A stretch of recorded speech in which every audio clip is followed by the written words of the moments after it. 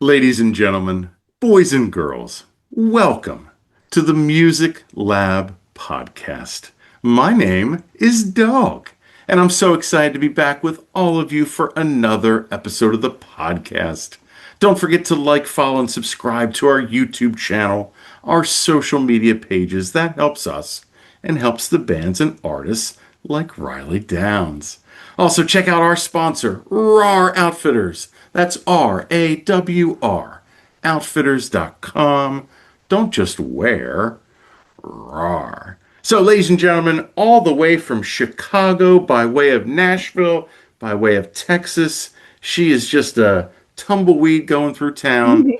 Miss Riley Downs, how are you? I am great. How are you? I am lovely. What's the weather like in Chicago tonight? What are we looking at? Oh, it's, can I cuss? Absolutely. It's shitty. Been a rough winter. We had our false spring happen where we were in the 60s, and I was able to walk outside in just a t-shirt. And then 2 days ago, Chicago does what it does and was like, just kidding. And being from Texas, I abhor the cold. Absolutely not. No, Yeah. no, no, no, no. And so many people constantly ask me, well, then why'd you move to Chicago? And I kind of have to stop and be like, well, it wasn't for the weather, that's for sure. It's for the great music scene, right? This kind of like unheard of like country scene in Chicago. I mean, talk about that. I mean, that's a really good start off, right? Yeah, it was honestly surprising whenever I first moved here. So I originally moved to Chicago to do musical theater. Um, that's what I got my degree in, and a lot of my friends had either moved to Chicago or New York.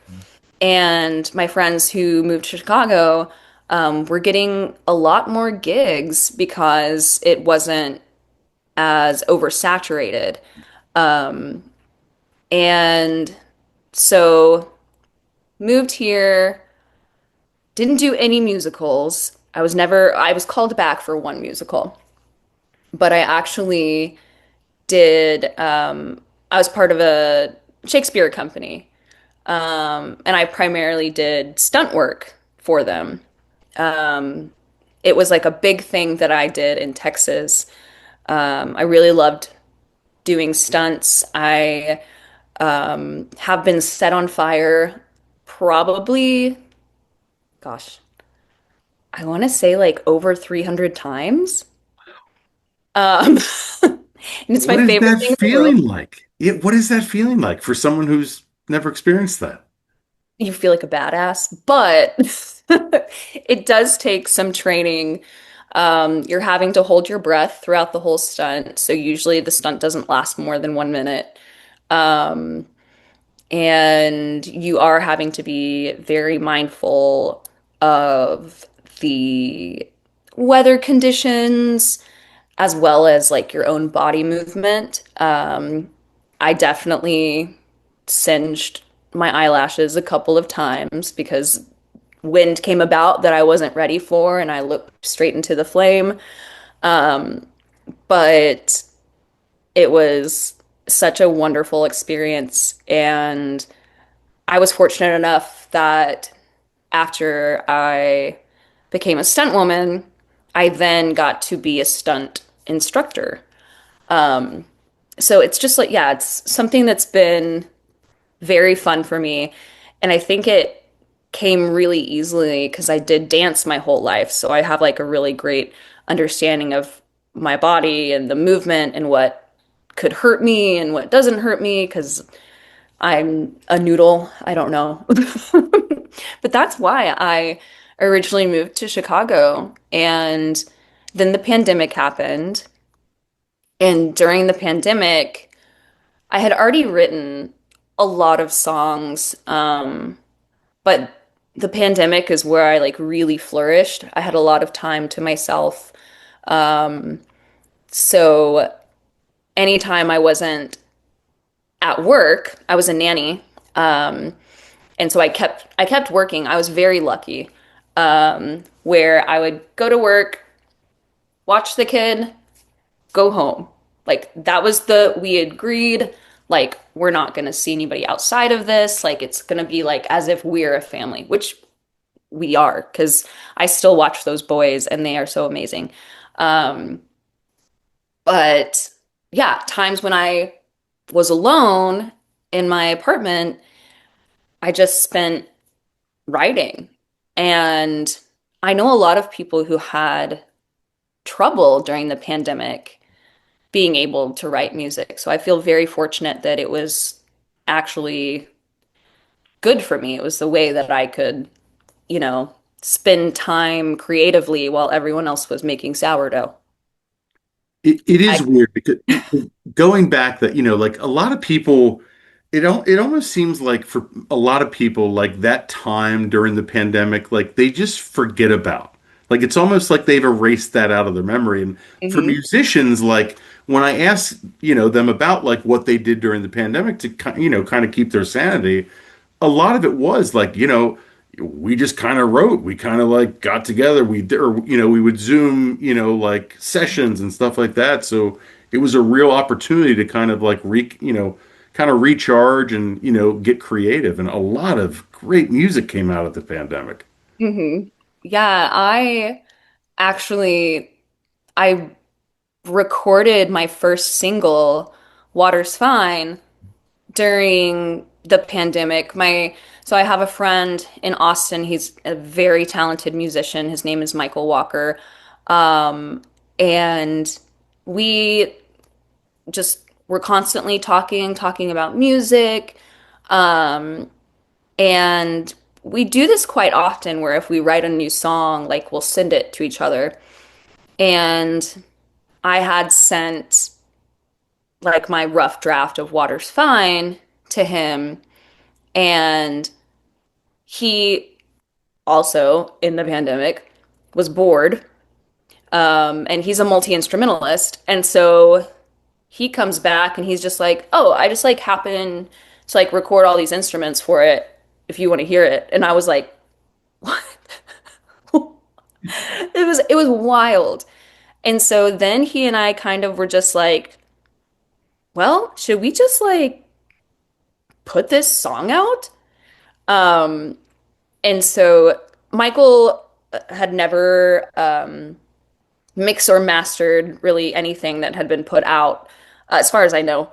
And so this was a really great lesson for him as well. So yeah, Water's Fine. Everything was done remotely.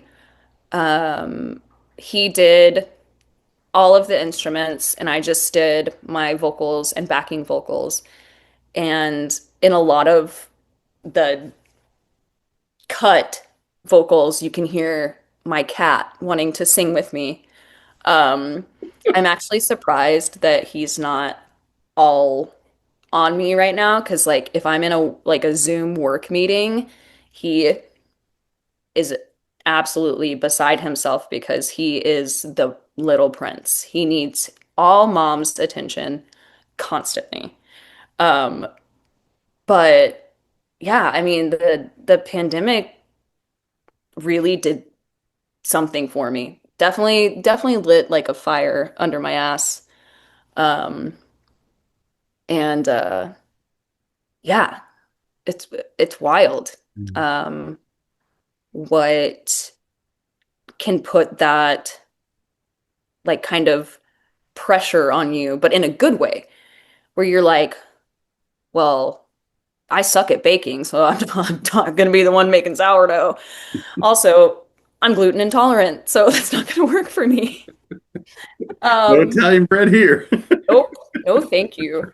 Uh, so yeah, it was a rewarding experience. And then after I put that single out, um, one of my really old friends, Thomas Doolin, who records Drew Holcomb and the Neighbors, um, and Ben Rector and the Colony House, I think at one point. Um, he just reached out to me and he was like, "Hey, I want to record you." Uh, and I was like, "Oh, okay, well, like I don't have a lot of money. I got a cat. Help me." Um, and so I had sent him like the demos that I had like made in my room. Um, And how and many were that? so there were five that I had sent him. Um, and then literally like a couple of days before I flew out to Nashville, I wrote a new song, which ended up, we just demoed it there. And just having the demo, I was like, oh man, that we have to put that on there. Take my money. Um, and I was really, really fortunate. I did a Kickstarter and uh, I had it for like a 2 week goal of raising $14,000 um, to pay the musicians, pay Thomas, who was not only like my mixing engineer, but also my producer. Mhm. Um, and then, of course, like it was going to be 2 weeks of housing me at an Airbnb. Um, and within 1 week, we raised the money and then some. So like we had like a stretch goal. Um, and I was just so like beside myself. Um, I couldn't believe that so many people who knew me from acting and doing musical theater, um, and had been so, so supportive whenever I put out that first single, um, that yeah, within a week we raised that much money. Um, I couldn't believe how many people believed in me in order to make that happen. That is an amazing story, and it does need to be like recognized.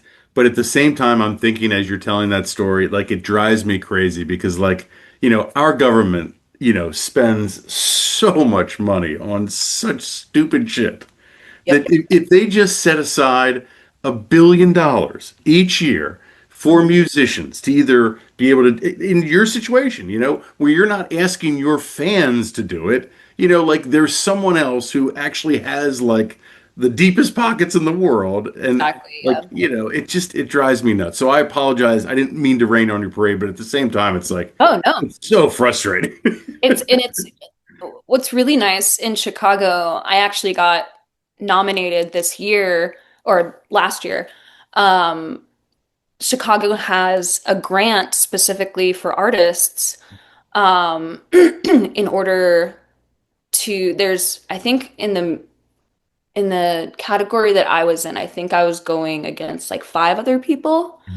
But yeah, it's a grant to tour or record an album, or like the different mediums were also available. So it was also for like painters and movement artists. And I unfortunately didn't get the grant, but I mean, Chicago's big.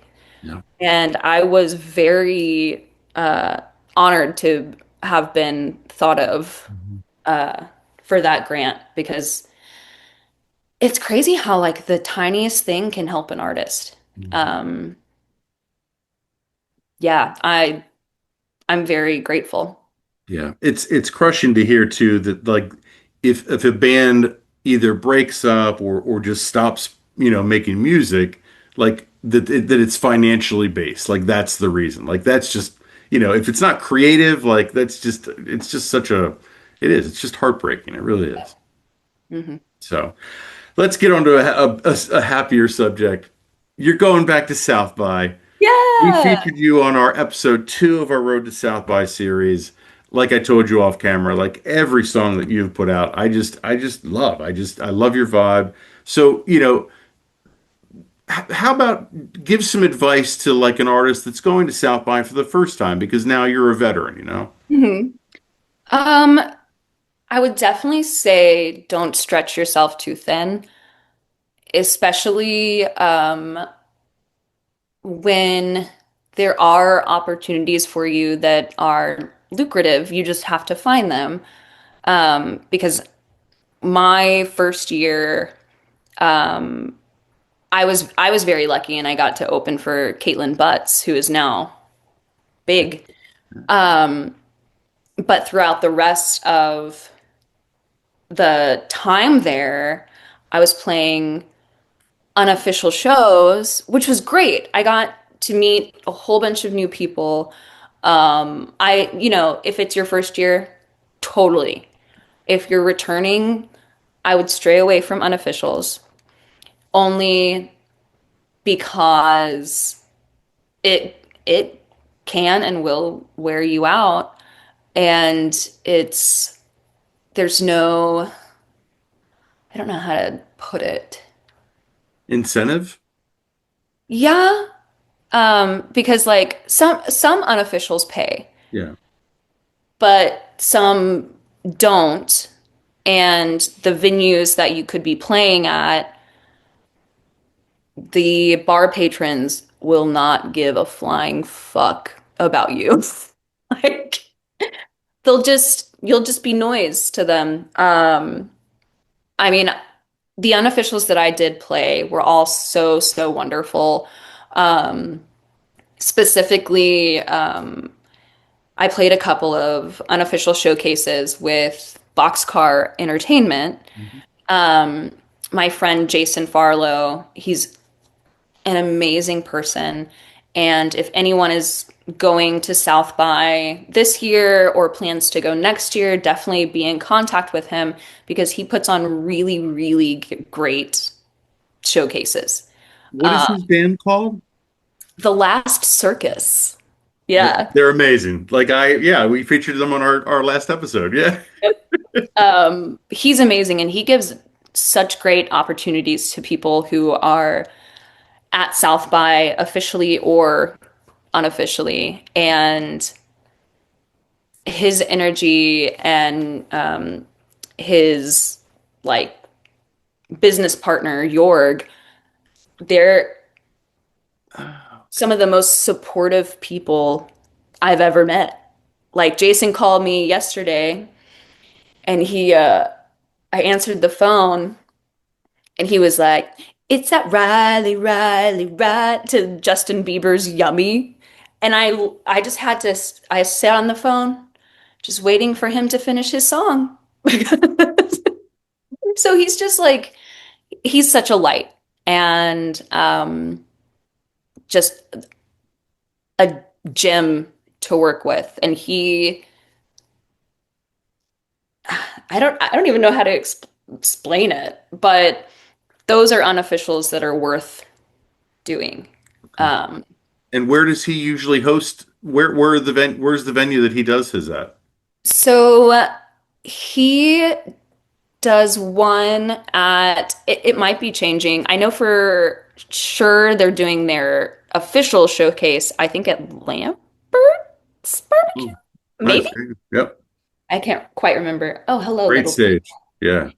Um, and the unofficials we did at the Blind Pig Oh yeah, yeah, yeah. and oh heck. That's East Austin is Blind Pig, right? It is like on 6th Street, I think. Oh, yes, you're right. You're right. Yes, yes, yes. Yes. Okay. Yep. Um, and then what the heck was the other one? Something Saloon. They're right across the street from each other. Dan Jack Saloon? Yes. Yeah, Ugh. yeah. Yep. So those were the two places that we primarily played. Okay, then I Uh, guess then if his showcase was at San Jack last year, Then we saw a band there called Silver Creek Revival. Oh, I didn't They're see that. from we had them on the podcast too. I think they're from Michigan, I want to say. Okay. But yeah, that's San Jack Saloon. That's a great spot, like second level. Hmm. Yeah, that's the first time we had seen a show there. This will be the ninth year that we've gone down to South by. So Nice. yeah, I mean outside of San Diego, I think Austin is my next favorite city in the world, or in the country at least. Yeah, New Orleans is up there too, but I haven't been to NOLA yet. uh, I got need to. to. Yes, you have to. Everyone in my band has. One of my bassist got married in New Orleans, and his and his wife's wedding outfits were just wild, and it was like so cute. Um, but I wasn't able to go. But yeah, so many times we've been like, okay, we got to figure out a route to tour Sure. to New Orleans because they have a country scene, and that's also so cool. There's so many cities in the US that you wouldn't expect to have country. And Baton Rouge, Lafayette, they're all big. yeah, Yeah, absolutely. and yeah, it's just been so surprising. Yeah. Yeah. Well, I mean, country obviously is, the biggest format, so it's Mhm. not as surprising as you would think, but yeah, there are pockets of the country where you'd be like, well, shouldn't like hip hop and like, or some like classic rock and it's actually Totally. like country. Mhm. So let's talk about your band, the Acid Cowboys. Yeah, so a funny story about the name. Um, I originally was just going by Riley Downs, and sometimes I still do because it makes it Mhm. easier. Um, but I met my husband Cody. He is in a band called Sparkle Carcass. He fronts it. I sing in it. Um, and the long story short, he would go to a diner and he would write stuff down a lot. And he was sitting there and like across the way in this diner, a mom was like talking to its baby in the stroller, but it was like doing like goo goo gaga talk. And Cody swore that he heard this woman say to her child, "Sparkle carcass, sparkle carcass." And so Cody was like, "I'm writing that down." And from that, he was like, "Oh man, we should be Sparkle Carcass and the Acid Cowboys." And this was all before I met him. And so he had told me that story because it ended up not going with the Acid Cowboys because Sparkle Carcass is enough. The amount of laughs that we get whenever Cody introduces the band or we're doing an interview, it's it's comical. So we like wait for a laugh when we introduce ourselves and we're like, "Yep, okay." And so I knew that I wanted to be able to recognize like my band as like its own thing. And so I had told Cody like I think I'm gonna like take Acid Cowboys if that's cool for like cool with you. And he was like, "Yeah." This is before Cody was in my band. And so I was doing my album release and I I decided on stage that I was going to name us Riley Downs and the Acid Cowboys right then. Wow. And Cody was peeved. He was like, I was supposed to be the first Acid Cowboy. Um, so yeah, that's that's how that came about. And there's been a good amount of not like crazy turnover in the Acid Cowboys. But at first, definitely, because it was like me trying to figure out my sound, meeting musicians that wanted to not just gig, but wanted to like be a unit in a family. And now I'm really lucky because I have that. And it makes like the writing process way easier too, because you just like get each other. Like today, we're debuting a new song this Friday for my South by Southwest send off. And we had been slowly working it out. And our lead guitarist, Justin Eisenbrown, has been in Denmark. So he hadn't been able to practice with us. But so we had a practice today, and it was just wild how it just all came together so easily. And we were all just we kept being so jazzed every time that we like would go over it and be like, "Oh yeah, now you do this and you do that and we'll stop here." And so yeah, having my Acid Cowboys has been amazing. 'Cause like yeah, they're like my brothers, except for Well, Cody because he's my husband. and like the confidence that you must have now going out on tour, if you have any venue owner or anybody that gives you shit because you're a female, Yeah. they don't know that your husband's in the band and, like he's gonna back you up. Like, I mean, that's a huge, like, hmm advantage, right? I mean, talk about Yeah. that. I think it's also like of course I know that they'll back me up, but literally all of them call me mom. They're like, "Thanks, mom." Aw. Like I am such a band mom that I actually created an itinerary for us for like our tour down and back up, complete with graphics. Uh, so like I don't know, I'm so lucky to have them. And like yeah, they can like back me up, but they also know that I'm a badass bitch who like I'm not gonna no no no. Yeah. You're not gonna talk to me that way.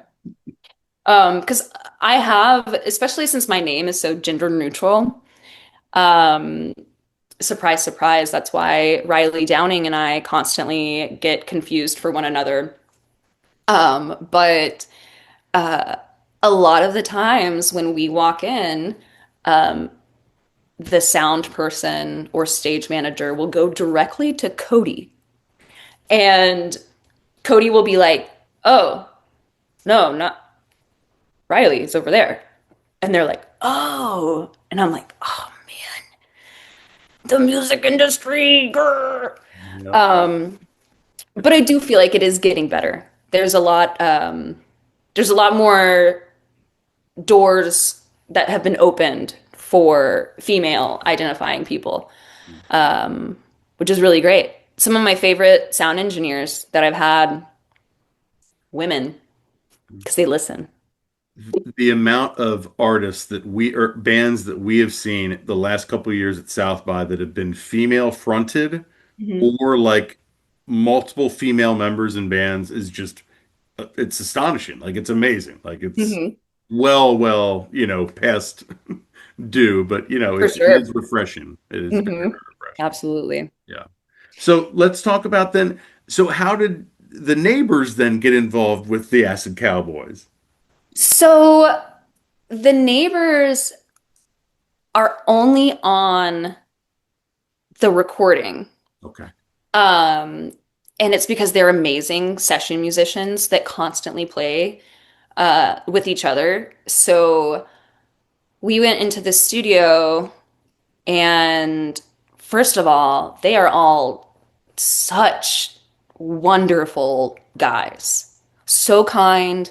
They make you feel at ease and like they want to help you make your music how it sounds in your head.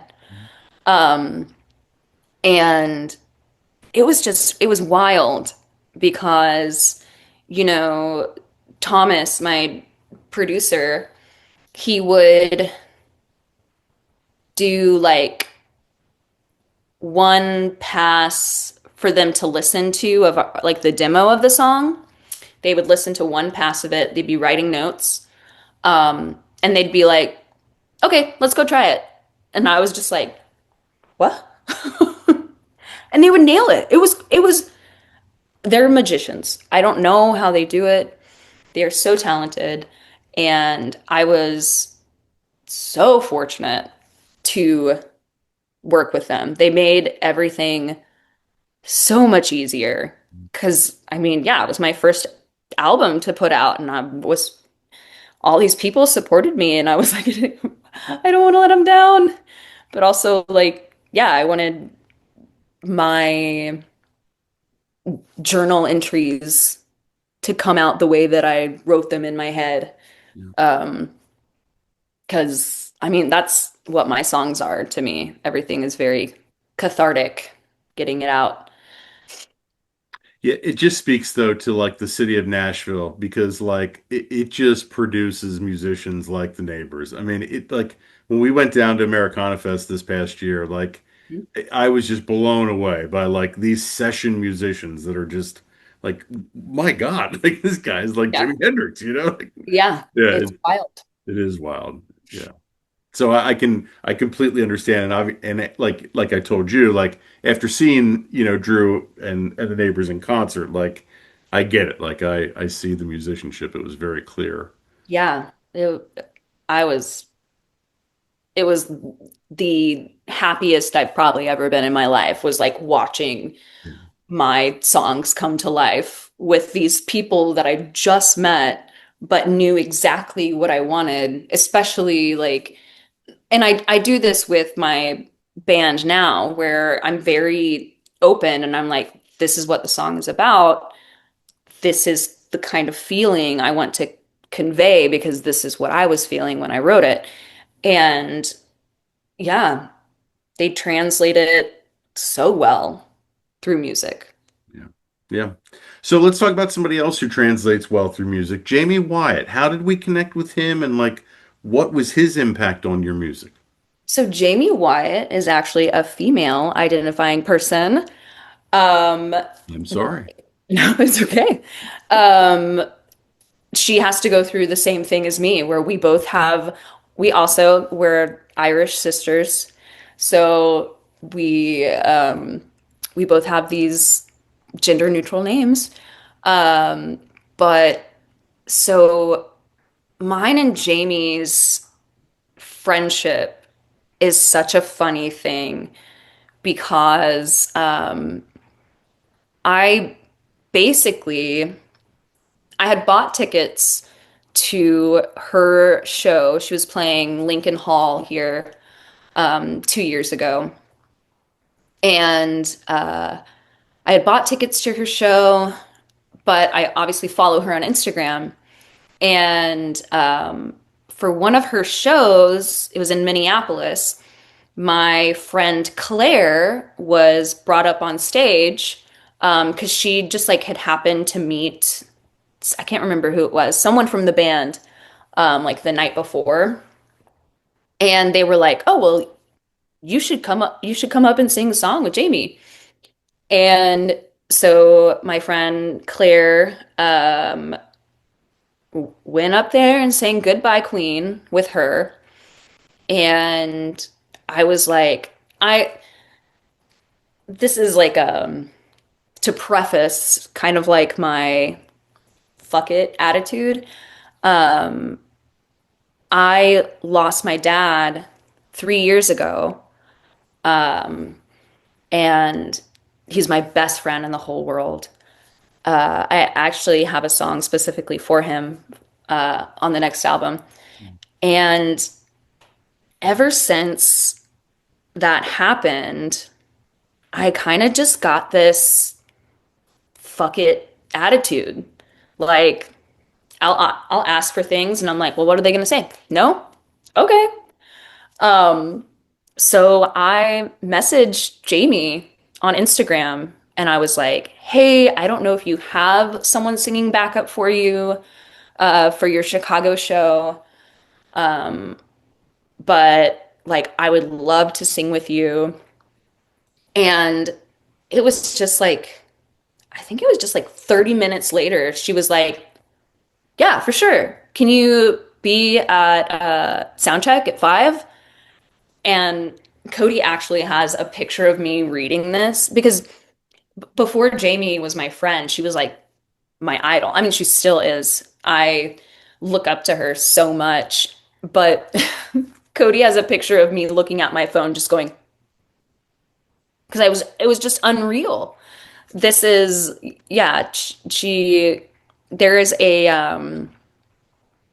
interview from 2023 where they ask me like who are like your top 5 influences, and one of them was Jamie. And it was so cool looking back at that and being like, oh shit, I get to sing with one of my idols. So yeah, on a whim, I sang with her that night. I sang basically every song that I was confident in the words. And there were some songs that she specifically was like, this is really easy. This is all you have to sing during this. And I was like, cool, yeah, got it. And it definitely, being a Nashville session singer definitely helped me in that realm where I was like, oh yeah, I knew these harmonies. Like we would go through it once, be like, oh yeah, totally. Um, and I'm so grateful for that because probably that summer I got a text from Jamie and she was like, "Hey, are you in Chicago right now?" And I was like, "Yeah." And she was like, "Do you want to play this festival with me? Like, do you want to sing back up?" And I was like, "Of course I do." Um, and then it's just been really cool because like anytime we're in the same city or state, like I get to sing with her. I get to sing with somebody that I look up to so much. And through doing these shows and touring with her, because I hopped on for the last leg or like part of the last leg of her opening for Dwayne Betts, who is Yeah. Dickie Betts's Absolutely. son from the Allman Brothers. Yeah. And that was a really cool experience. Um, and yeah, just any time that Jamie and I were able to perform together, it really just made our bond stronger and stronger. And yeah, now she's become one of my greatest friends. Um, and she adores Cody. They're like bros. It's adorable because Jamie is like such a gearhead too. And my husband Cody is a definite gearhead because he works for Reverb. Um, but also he's just constantly consuming like I don't know, gear it gear info. I don't know what to call it. Talk, I'm not a yeah. gearhead. But Chatter. yeah, yeah. And so he's constantly watching like videos where people are trying out new pedals or like new guitars or um yeah. And Jamie and Cody's relationship has been like become such a cool thing to watch Mhm. as well. And during like the early stages of our friendship, um, Jamie had mentioned to Cody and I, like, hey, if you ever like want a producer, like I really love doing that. Um, and we had already done the recording for Sparkle Carcass, because we put out Sparkle Carcass's album back in October. Um, but I was still sitting on this music that I didn't know what or Mm. when I was going to go through with it. And there was one, yeah, there was one, I think it was South by last year. I can't remember.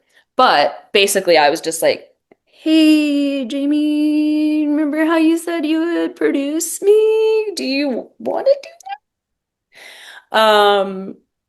And it's been really cool.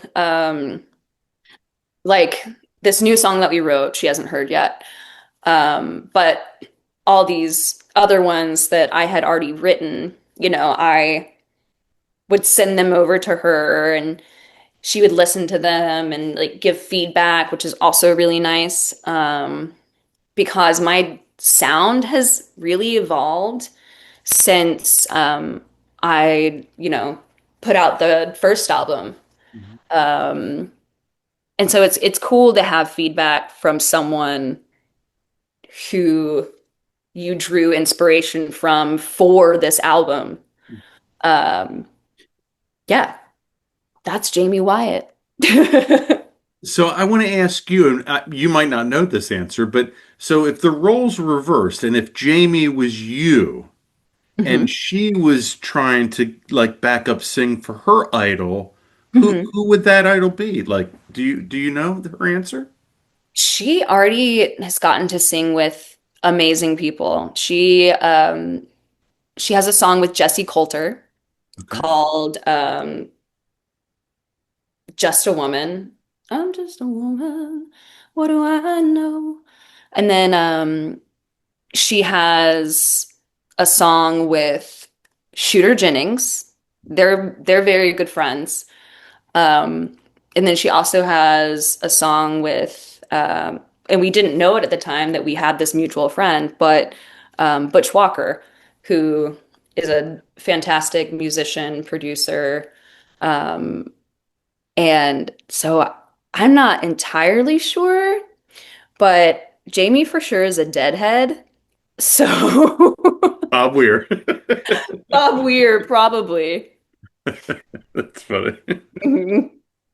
So let's talk about you guys bought a home in November, right? Yeah. Yeah. I mean, as a musician, talk about, that unstable life, you're touring, you're trying to get to the next gig, all this stuff. Yeah. Talk about the importance as a musician of owning a home, more so than like, someone that's just, a normal 9 to 5er. Yeah. So it definitely was a big step for us. Um, and we were very fortunate. In the apartment that we came from, we had the most amazing landlord. And she she would come to my shows, she would buy my merch. Her husband is an architect here in Chicago, and we actually uh, his architect office um, is the storefront of the building that we lived in. Um, so we constantly got to see them. Cody and I DJ'd their 10-year anniversary party because Cody and I also DJ vinyl. Um, Wow, I know we don't stop. I tell you. But so we were really, really fortunate because I know some artists who, they are gone for a certain amount of time and they're having to like sublet their apartment, but then that's a whole thing. Um, and yeah, just having a lot more restrictions than we did. Um, but I will say, and as we were talking about off camera, we lived in a garden unit, which is a basement, if nobody knew that. And we didn't get any sunlight in our home. Uh, we have a cat. He's perfect. His name is Tesla, but I have to preface every time because I like watch people start to say something, and I'll be like, he's named after the scientist. This was before Elon. Like, don't you? Mm-mm. So his name is Tesla Bowie. And it's a deep cut because David Bowie played Nikola Tesla in The Prestige. Hilarious. So, um, with us moving into the condo and having all this sunlight, we've actually been like way more productive Absolutely. because before, like, we could sleep in until like 1 p.m. and we wouldn't even know. Now we have sunshine that comes in, wakes us up at like 7:30, and Tesla is definitely a lot happier because he gets to sunbathe all the time and look at birds outside. He's very he used to be used to it because I had always lived in an apartment that was on the top floor. Mhm. Um, but 4 years being in a basement, I'm sure he forgot Mhm. what sunlight was. So he's been really happy. But yeah, just being a lot more productive. We're also closer to our rehearsal space. We rehearse at Fort Knox Studios in Chicago. We're very lucky to rent a space there because they also do like hourlies where musicians can, book a block of time. But yeah, we're fortunate enough to where like we have our studio. It has all our gear in it. We're not like lugging stuff around. It's safe. Um, and really cool people run it. So we live 4 minutes away from there. So like yesterday or like today, I had rehearsal today. We had rehearsal at noon and we left our house at 11:55 and it was awesome. Just just milking it for as long as I can. But no, owning has been really great. Especially because our old apartment was Cody's and I moved into it. So he was already kind of like settled. Um, and so it never really felt like totally my place. Mhm. And now buying this home together, it's like perfectly like balanced. We're collaborating on like the kind of feel that we want. Like what, like, I don't know. It's like there's a lot more joy Sure. in it. Mhm. And we like spending time at home, which before we would always be like, let's go out, let's go out. Because we lived across the street from the bar we got married in. So it was just a hop and a skip and a jump um, to be able to get out of the house. Yeah. But then you spend money, which musicians don't have. So, I mean, that's a good segue. I mean, talk about some of these great music venues in Chicago. Talk about, like bars that you kind of have kind of become like, regulars at, or that like Yeah. the bar that you, yeah, got married at. So the bar that we got married at is a bar called Ludlow in Avondale. Um, and we did like I just, to make it easier, I say we eloped. We had like 30 of our friends there. Neither of our parents were there because we just wanted everything to be kind of like quiet.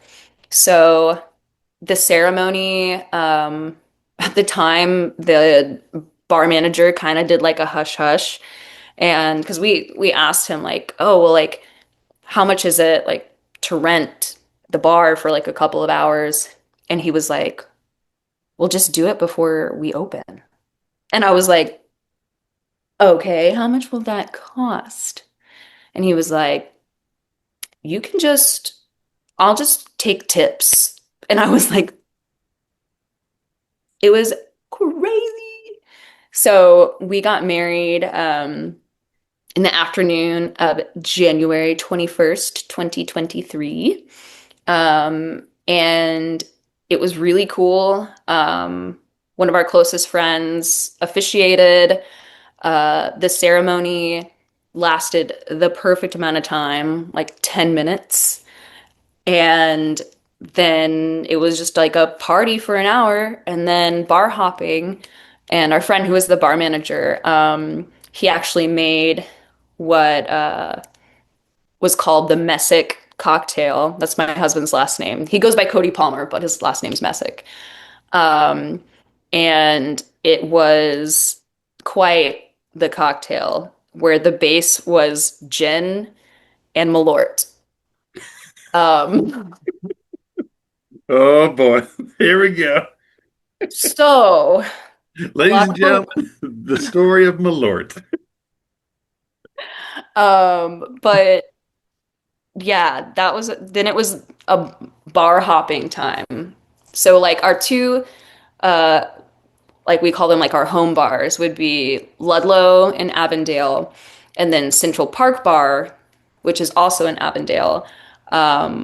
We're really close to both of the staff. They've experienced like a lot of milestones in our life. That's like one of the reasons that we got married at Ludlow is we were like, this is kind of where our relationship bloomed. We just kept hanging out here and like, but the places that I really love playing are like I am obsessed with Talia Hall.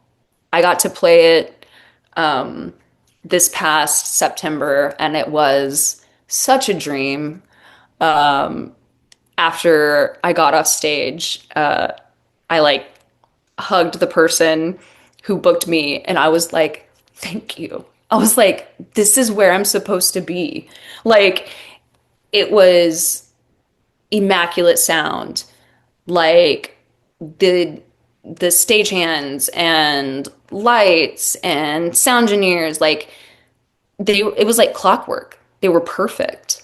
And where I usually have to explain more things, especially because I use in-ears, they were just like, yep, yep, no problem, yep.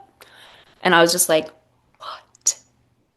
And so I've gotten to play there once, and I want to play there for the rest of my life.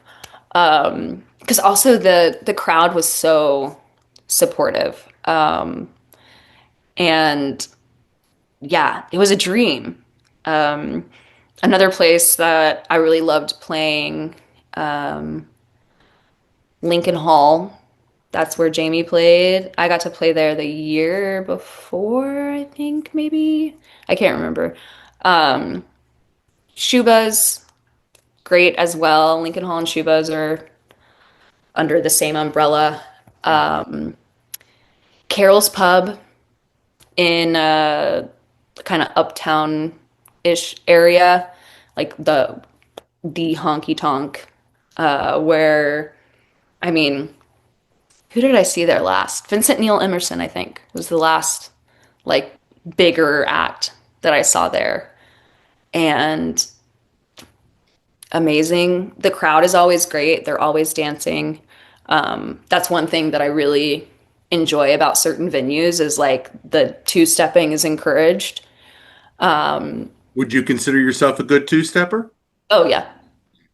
But what's funny is that, and I've tried to explain this to people before, but Chicago two-stepping is way different than Texas two-stepping, even though some Chicagoans like may say that they're doing like the Texas two-step.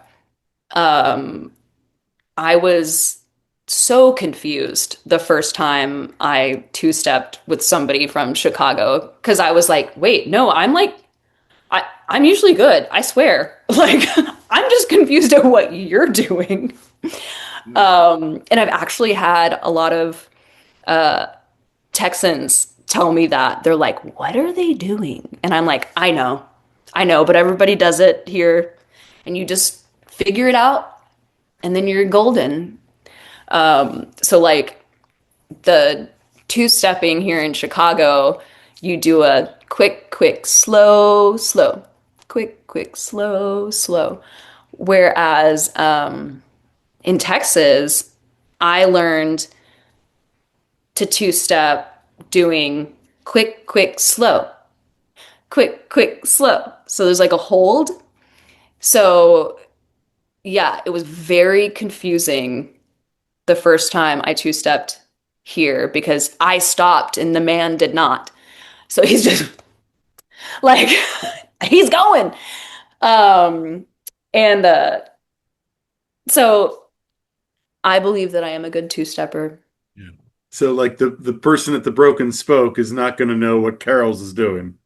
No, probably not. Probably not. Even though, I mean, there are two-steppers that are at the White Horse or Broken Spoke that are unreal, like mind-blowing.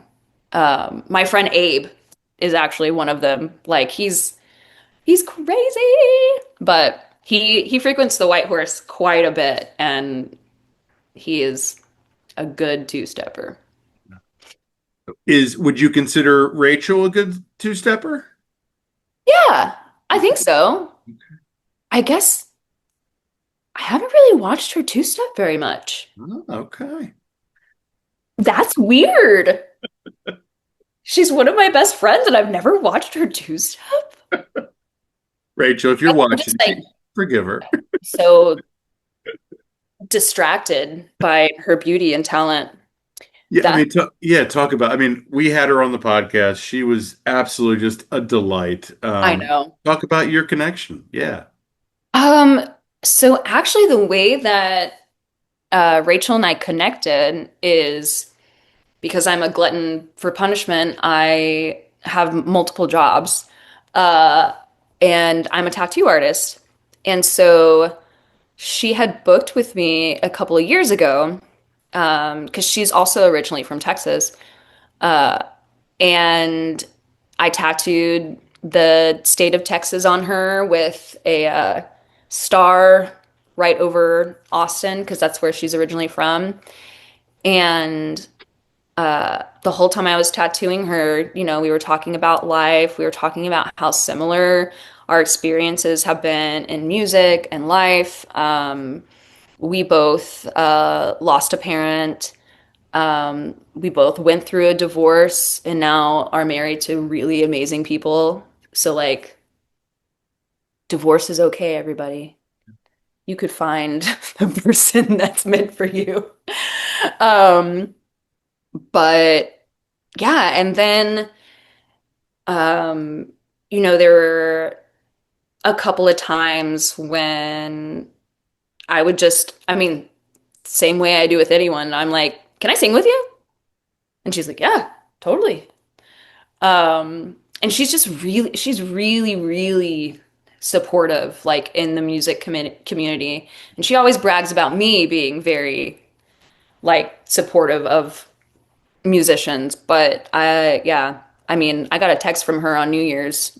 She was crying and she was like, "I love you so much." And I was like, "I love you too, Rachel.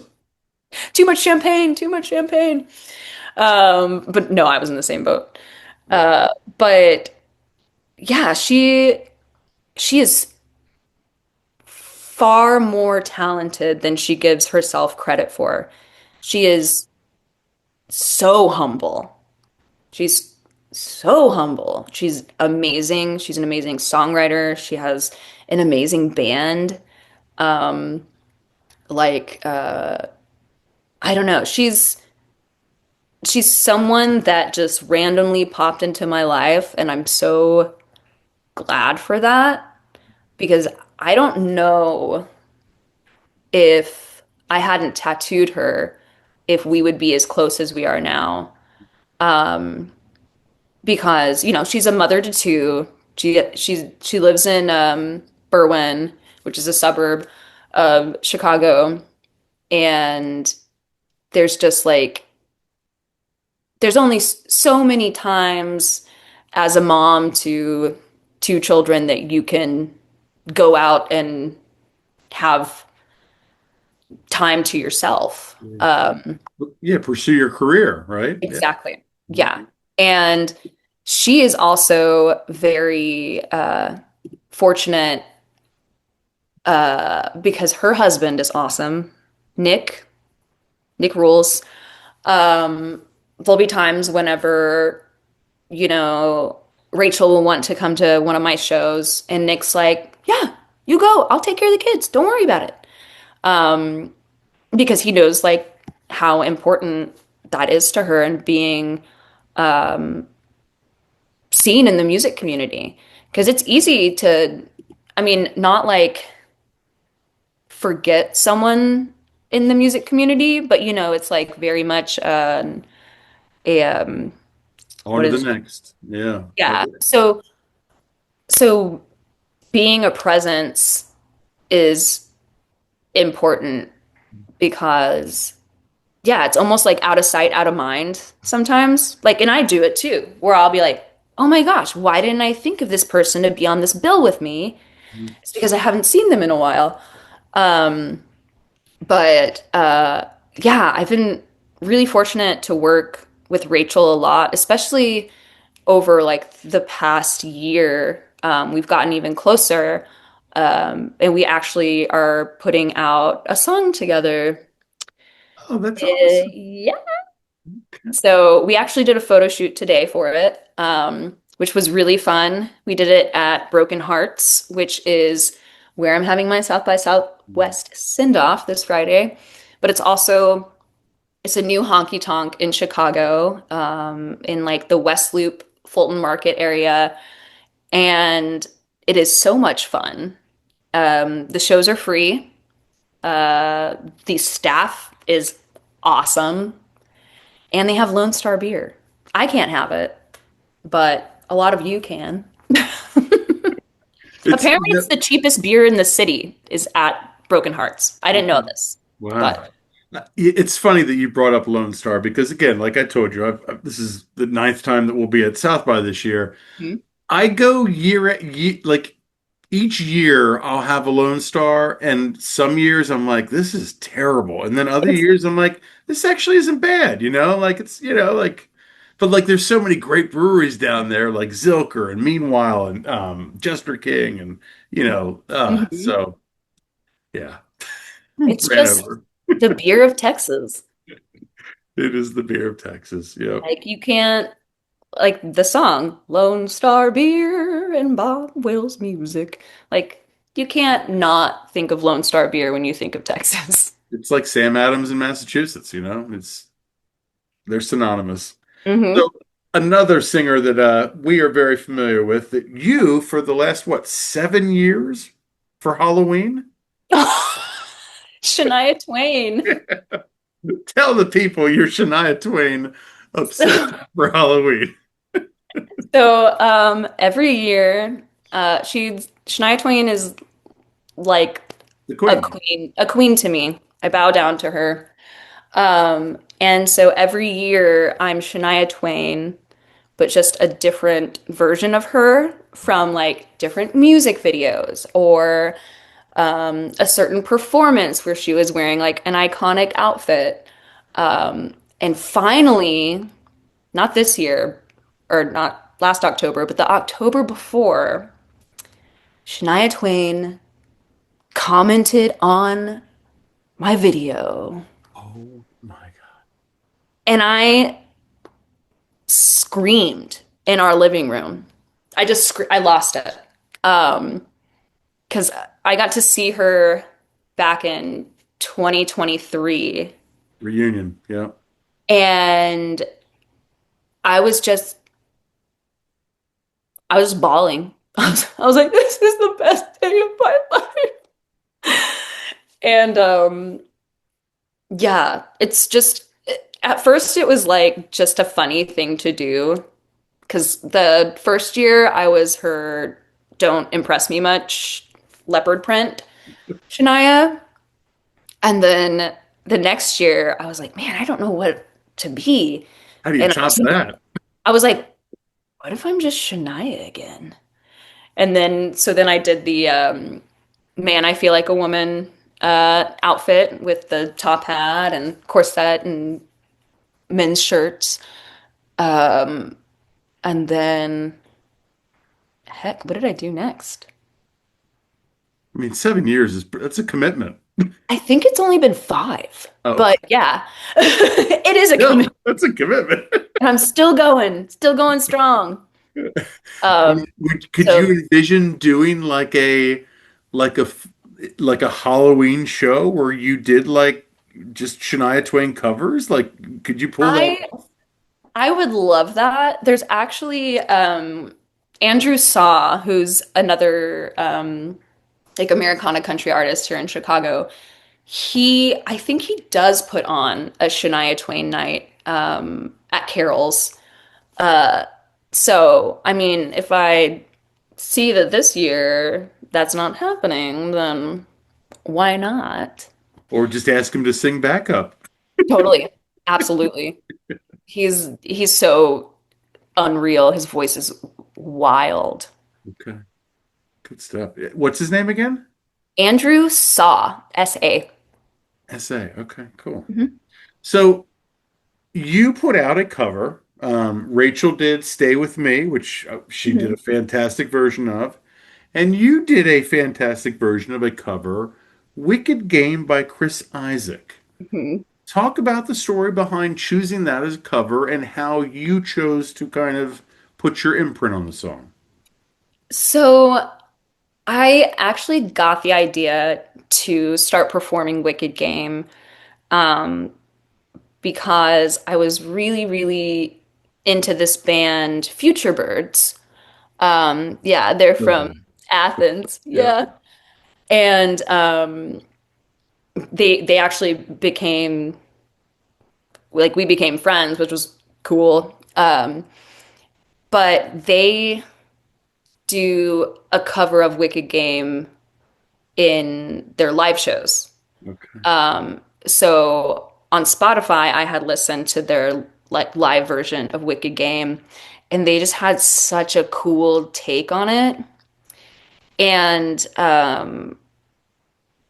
like the sad cowgirl of Chicago. Um, I at the time whenever I started singing it had gone through a bad breakup.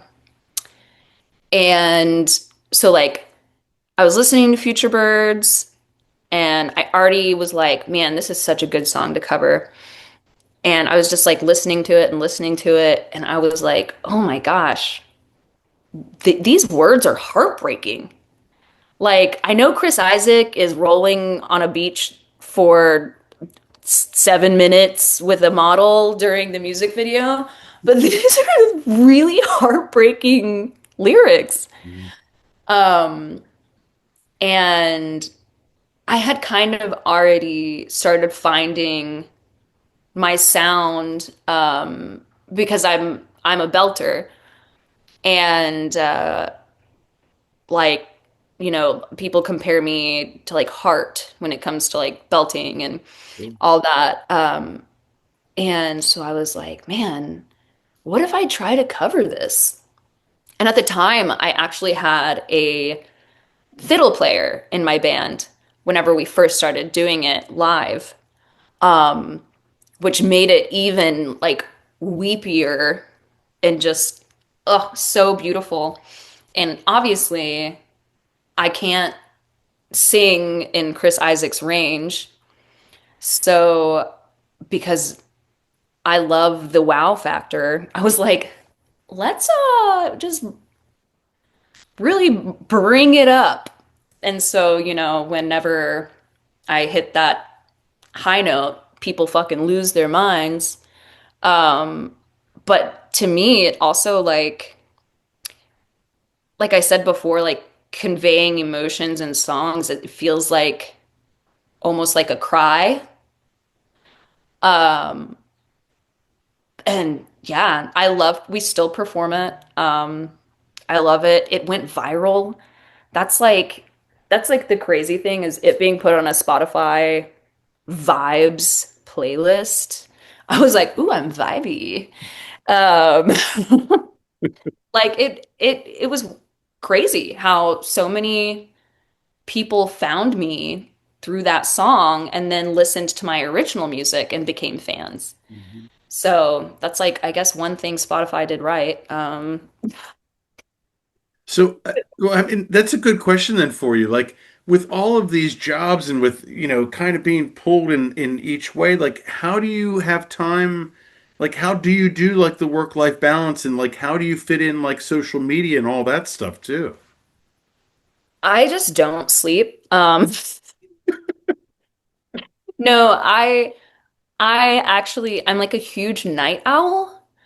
And so I am really, really productive in the evenings. That's usually whenever I'm doing social media, I'm drawing, writing, um, and it's actually been since we moved into the new house that I've been trying to work on like a work life balance.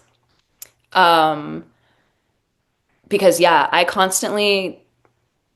can't sit still as a person. It's really difficult. Um, and so having this home with someone that I love and I want to share it with, um, has been really helpful in me slowing down. Um, I also was diagnosed with Ehlers-Danlos syndrome, which is a connective tissue disorder. I got diagnosed with that last month, and it's made me have to be very aware of what my body needs. So, like, with it, other things can come. So, I also have MCAS, which is mast cell activation syndrome, where my body just decides randomly, like, we're gonna have hives for like 10 minutes and then you're gonna be fine. It's just so weird. And then I also have POTS, which is it's hard to explain because it does have to do with your heart, but oftentimes uh, it's related to Ehlers-Danlos syndrome because of the connective tissue properties. Um, but so I have had to listen to my body a lot more because I am easily fatigued. Uh, so I take a lot of naps. I took a nap before this. I set my alarm for 8:45 and I was late because of that because this was actually supposed to start at 8:30. Don't beat yourself up. You're fine. I'm here. You're here. But so that on top of like wanting to enjoy life with my significant other in our new home has really helped me try to slow down. It's very hard. And especially with this diagnosis, Cody has been really supportive where I'll be like, oh man, I'm just like really tired. And like, I told so and so that I was going to go to this, but I'm just like so exhausted. And he'll be like, do what you need to do. And I'm like, you're right.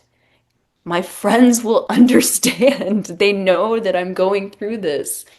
Um, and I haven't been able to like talk about this diagnosis really very openly because I'm still learning a lot about it, um, and how it affects my body. Like, I am very prone to like dislocating joints or, you know, yeah.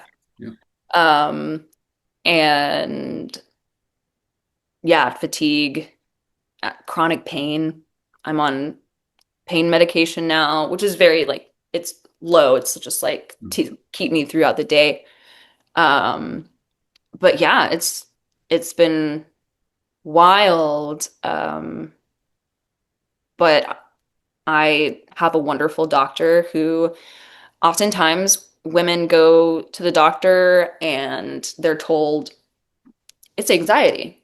And you're like, no, it's not. My bones hurt. This is not anxiety. Um, Just cramping. right? Yeah. You're probably on your period.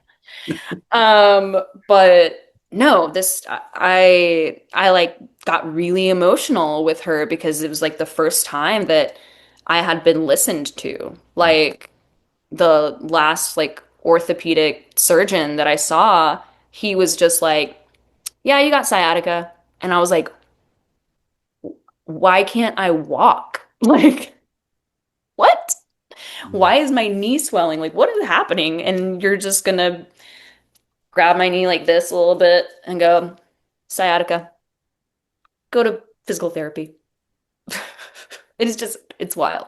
Yeah. But yes, long story short, I went off on a tangent, but that's how I've been trying to balance Yeah. life, is enjoying it a lot more and not putting work at the forefront as much as I used to. Mhm. So, as someone who does not have a single tattoo, talking to a tattoo artist, Yeah. I'm intrigued, and I'm always intrigued by people who have tattoos because, for me, and I'm always honest with myself, and I'm always honest with people. Like I've just never found a phrase or a picture that I want permanently on my body. Like I just, Mhm. and I don't know if that's just because I'm just already kind of in a mindset of that I'm not going to find that.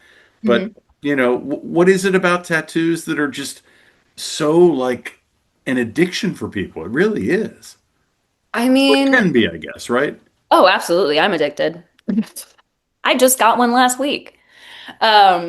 But I would definitely say, at least in my experience, like my first tattoo, I got with my friends when I was 18. It's before a concert. We all got it. It's a wonderful memory.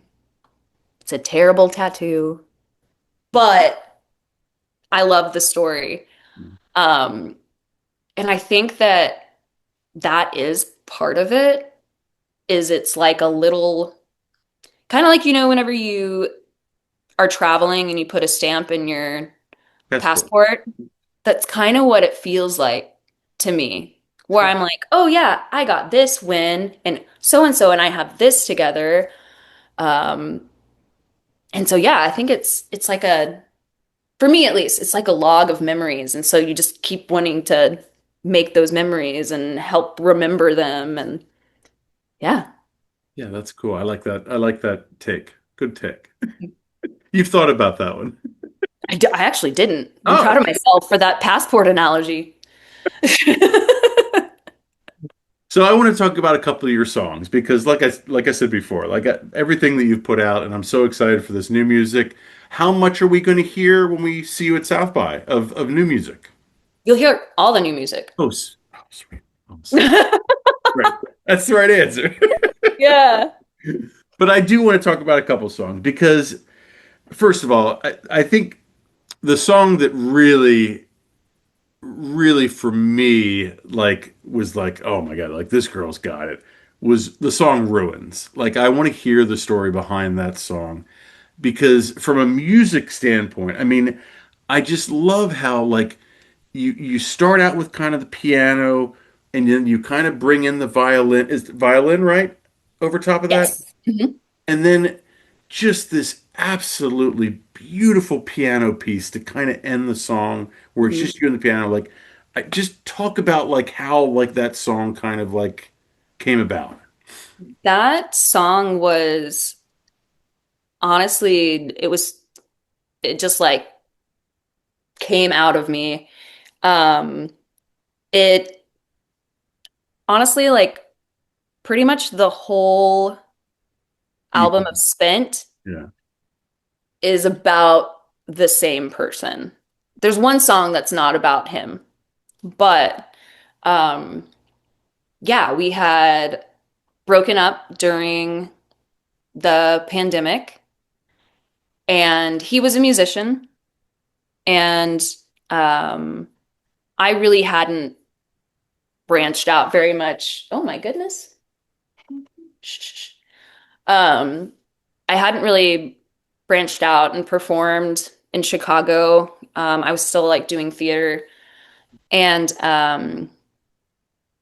he he was the first person that I dated after my divorce, and we were together for a year. Um, and it was just, it was so heartbreaking because, like, being with another musician romantically, you like see all of their vulnerable places as well. Um, and, we had the same friends, and I really enjoyed his music. I loved listening to it. Um, so it was, yeah, I mean, the only way I can explain it is like it felt like my whole life was like deteriorating because I lost him, was losing my friends that I had made through him. Um, and like the music that we would listen to together, I didn't want to listen to anymore because I was like, well, you fucking ruined that. Um, and then, Most. yeah. And then he, like, I also, like a pretty big optimist. Um, so there was just this part of me that kept like hoping, like, oh no, like we're gonna work it out. Everything's gonna be okay. Um, and it was just, yeah, it was crumbling. And so was I. And the only way that, I was trying to hold myself together was by letting all of that sadness and frustration out. And yeah, I'm pretty sure I wrote Ruins in one night.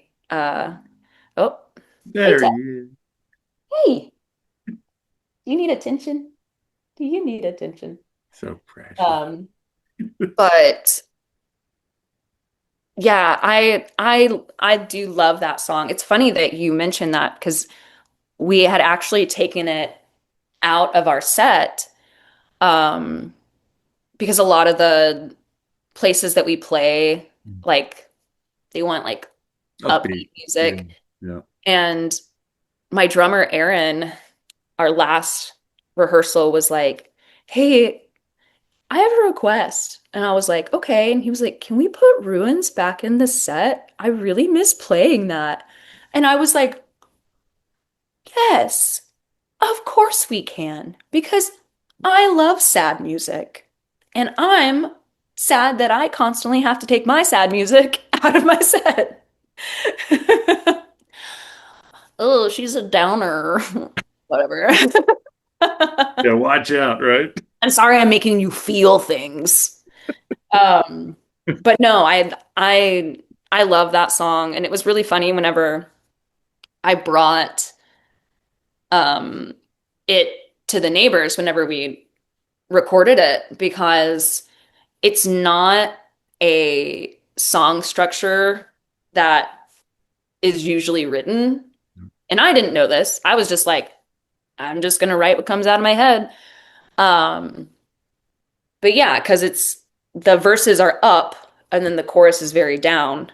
Um, and that, yeah, it made sense in my head because I was like, there's this, the verses are hopeful, like it talks about, hoping that you'll waltz in the bar again. And then it's putting all the blame on me. And then the chorus comes down and there's a lot more sadness in there.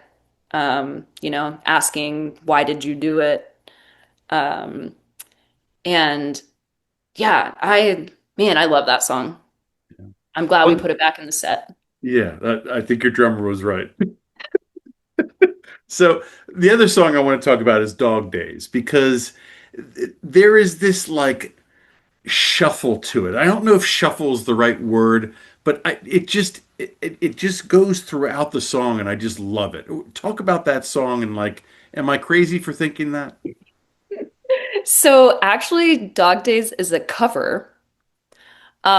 There Mhm. is an indie rock band in Chicago, Dead, spelled Dehd. Um, and I found them through my drummer, Aaron. Um, he he loves them. And he introduced me to them, and I was like, these are like the coolest people ever. And they're like real people because we see them here in Chicago, and they're so, so talented. And we actually, the reason that we made our own cover of it was we were being featured in this like a event that happens once a month called Singer in the Song that Brandon Good, who's a phenomenal country artist here, um, puts together. And like the structure is you sing one of your originals, you sing a like your version of a local artist, and then you're given a prompt and you write a whole song and then you perform it there. Um, and because, we're in the country community, a lot of um, the artists that were playing this were covering other country artists. Hmm. And um, I I think just jokingly was like, oh, actually, it might have been, it was either Cody or Aaron's idea. But they like said it like in passing. They Yeah. were like, yeah, like what if we did a Dead cover? And I was like, what if we did do a Dead cover? And not the So Grateful Dead. no, I'm not Jamie Wyatt. Um, but uh, you're distracting me, sir. Um, oh, but if you listen to the original, it is so much slower, very vibey. Um, and it's really interesting how our version came together because basically Aaron kind of, yeah, just did this train beat Yeah. and Cody was just playing chords and I was just trying to figure out how to structure The the cadence. lyrics, Yeah. yeah, to fit the way that I wanted them to sound far, like way different than what Dead was doing. Um, and we we ended up figuring it out in like an hour. And we were like, well, that was weirdly easy. And we performed it and people loved it.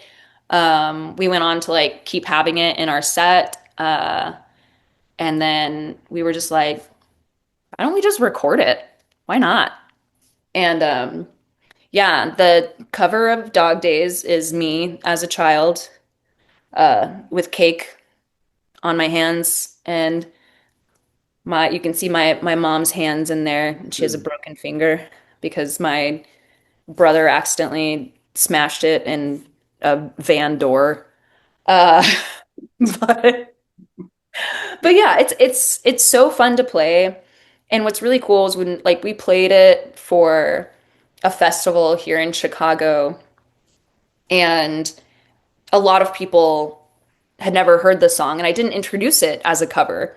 And I like looked in the crowd, and there's this like small group of like Gen Z youths. Um, With dead shirts on. and they're singing along with me. And I was just like, oh, you know Dead. Like this is such a cool like and it's crazy because it was just like thousands of people. But I could just I don't know. It was a cool thing. I think it's really cool the genre bend stuff. Mhm. Um and yeah, that's Well, how Dog Days came about. yeah, I mean, even Jason, he did that cover of Ghost by Justin Bieber. I mean, it's fantastic. It's so good. Yeah. Like talk about gender bending, I right? know. So you did kind of mention about album covers. I think your best album cover is the Dirty Love album cover with you and the drink. Oh, that Fantastic. was that was such a fun photo shoot. So that was in Nashville. Okay. The photographer is Connor Voigt. We've been friends for a really long time. Okay. And and you could easily find this house, but it's called the Pink House. And it is just like decorated so cool. Everything is just very retro. Mhm. And I had found this like cowgirl dress that also had like these dangly rhinestones on it. Um, I had a, oh my gosh, everybody leave me alone. Um, and I had an amazing uh, hair and makeup artist, Brittany Head. She actually does like Margot Price's makeup, Emily Nenny. Um, she's another Nashville gal, and she's so talented. Um, and so at that time, I was like very into looking like 50s with like the little curls and whatnot because I had like a bob. Um, and yeah, that shoot really just came together so well and so easily. The Um, lighting's really cool too. How like the lighting is really cool. It just yeah, it turned out really and well. that was all natural lighting. Like there wasn't it's crazy. I love those photos. And it was also that was during the time whenever I was recording the album. And so it's a really great memory. I didn't get a tattoo, but I got those photos. Good enough, right? Yeah. Yep. Well, Riley, I we cannot wait to see you at South by next month. Thank you for doing this. I really appreciate it. Yeah, of course. Thanks for letting me blab for what, an hour? Oh yeah, yeah, it was yeah, because we didn't start until yeah, so yeah, definitely. That was good. Yeah. Please, so tell everybody how they can find you. Website, Instagram, all that Oh, stuff. yeah. So I'm like pretty heavily present on Instagram. So at Riley Downs, ReillyDownes. I don't have a Facebook because somebody in Vietnam decided they needed to hack it, and I could never get it back. But I do have a website, which is my name again, ReillyDownsMusic.com. And all of my merch is up there if you want to check it out and support an artist as she goes on tour in the next couple of weeks. Um, but yeah. Awesome. Thank you so much. Again, yeah, look for her hopefully debut album maybe at the end of this year, maybe sometime this Hopefully. year. Yeah. We will cross our fingers I as know. will Me she. too. Ladies and gentlemen, don't forget to like, follow, and subscribe to our YouTube channel, our social media pages. That helps us and helps the bands and artists that we feature.